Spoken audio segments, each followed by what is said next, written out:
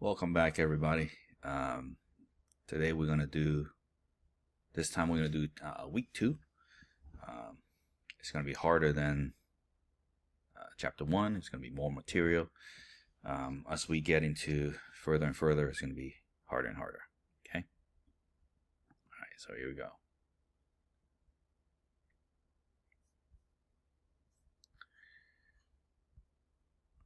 Let's see if we can get this to.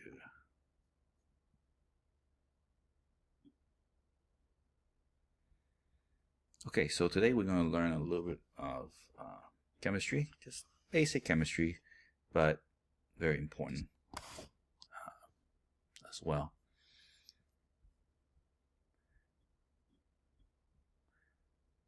So again, learned about this word last time, homeostasis. If you're out of homeostasis, you are usually when you get sick, or diseases can happen when you get sick, when you're out of homeostasis. That's why we need to learn a little bit of chemistry. Okay. So matter. One thing to remember is element cannot be created or destroyed. Okay. If you look at the body composition, you're made of mostly 3% nitrogen, 10% hydrogen, carbon, and 65% oxygen. Okay, and other little elements here and there.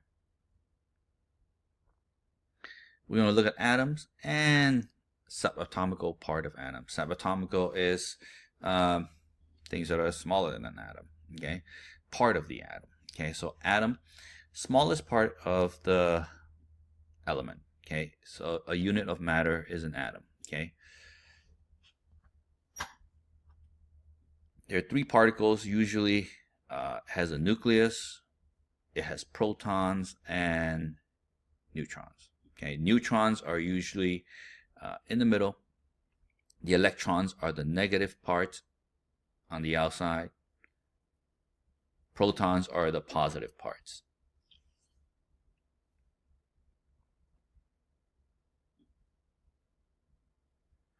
So if you look at a periodic table, which down here we're going to use carbon. Okay, anything that has carbon anything that has life is made of carbon. So carbon, you can see a number down here, very small. Okay, this is called the atomic mass. Okay, and this is called the atomic number. You know, remember that. Okay, atomic number is on the top, atomic mass is on the bottom. So usually an element, it's identified by the atomic number, which is right in this corner. Okay, let's go back to this one. So the atomic number, which is in the corner, okay, is identified usually by how many protons it has. How many protons? Okay, so you can see carbon. How many protons does it have? 6. What about hydrogen? 1. Calcium? 20. Okay. Iron? 26. And so on and so forth. Okay. So usually in a neutral element, the atom and the protons and the electrons are the same.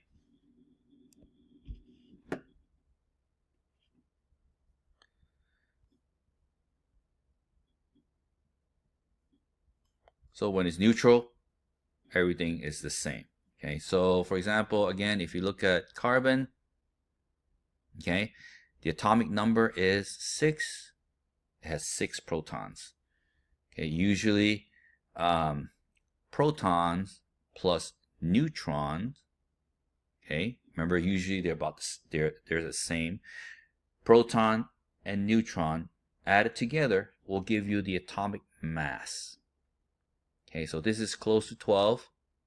Okay, and the electron is so small, the negative part is so small that we usually don't count it. Okay, and you can see that there are different sections of the atom. These outside are called valence shells. Valence shells. Isotopes.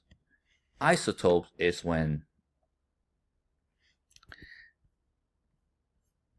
let me see if it covers here. Okay, isotope. So what is this different? What is the same? Atomic number is the same. So the atomic number is the same, which means this number is the same. So what is the difference? The atomic weight is different. So why is the weight different? Remember I told you the atomic weight comes from the atomic number plus the neutron. Okay, so there are many natural occurring isotopes. There's carbon 12, 13, and 14. The isotopes are usually unstable, usually radioactive. Okay, that's what people usually give you a radioactive drink, so it will show up in the PET scan.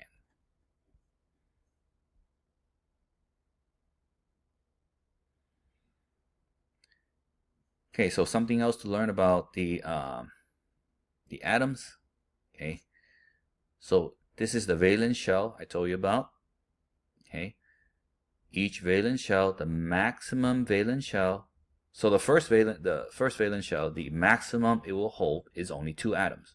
1, 2. I mean, not 2 atoms. It can only hold 2 electrons.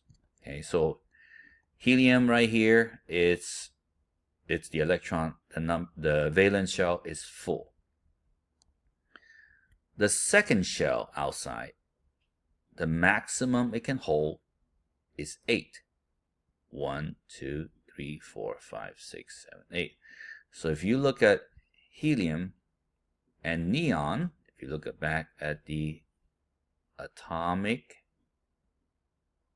periodic table, helium and neon are very stable because they're very happy. Their valence shell is full. Okay, so this thing is called the octet rule. Okay, so there are 1 to 5 electron shells. Okay, they can hold 8 electron maximum. Okay, except for number 1, which can only hold 2. So let's look at carbon. Carbon has 2 in the first one, so the first one is happy, but it only has 4 on the outside. Okay, remember carbon is the atomic number is 6. So 6 is the proton, but the on these are the electrons. These are the negative parts. Okay, remember protons and neutrons are in the center, and the electrons are the one floating on the outside. Okay, so this one can actually accept 4 more to be completely happy. Okay, if it's not full, then something happens. A reaction. They will start forming something called a bond. Okay, which will complete each other.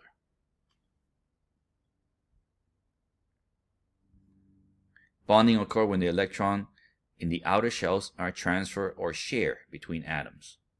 Okay, so here you can transfer, you can share spaces. Okay,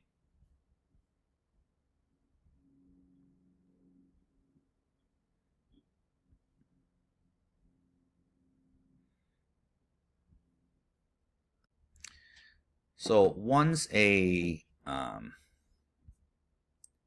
an atom joined together with another atom, it now becomes a molecule. Okay, 2 or more atoms hold together will become a molecule. Okay, so there are 3 types of bonds that we need to look at.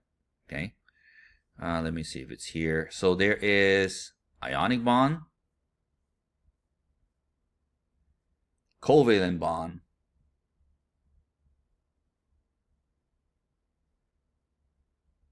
and hydrogen bonds.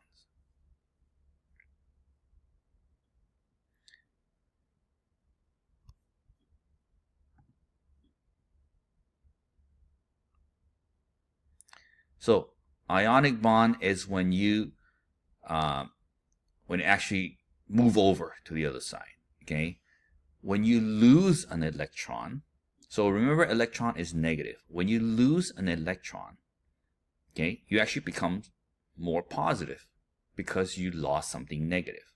Okay, so this atom will become, this molecule will become a cation. Okay, when you gain an electron, again, electron is negative.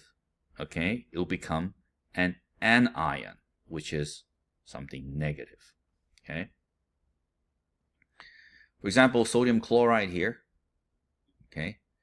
The electrons here, there's an extra one here. The chloride is missing one, so it goes over there, and now both of them are happy.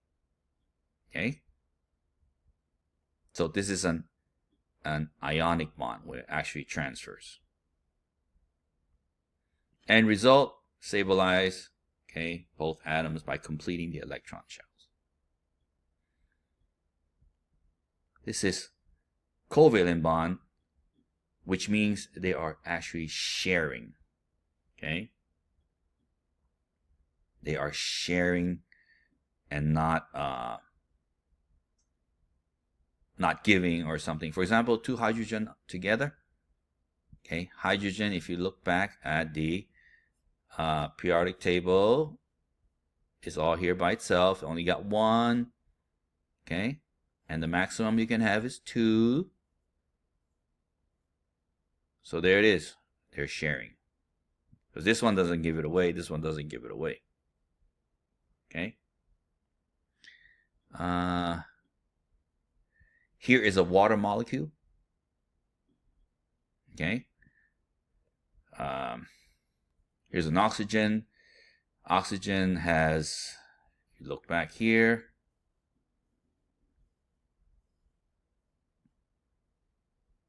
oxygen has 8, so it's got 2 on the inside and then 6 on the outside, so it can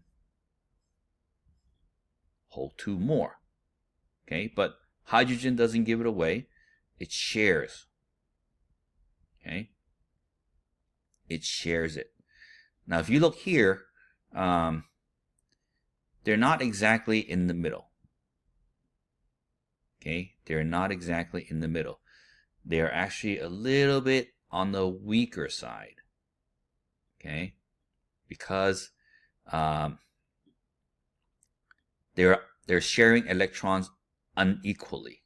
Okay, so in the covalent bond, okay, something else to remember in the covalent bonds, okay, there is nonpolar and there's polar. Nonpolar, this is the equal attraction. They're equally attracted to one another. Not one force is stronger than the other. But in a polar covalent bond, so covalent bond, covalent meaning they're sharing. Okay,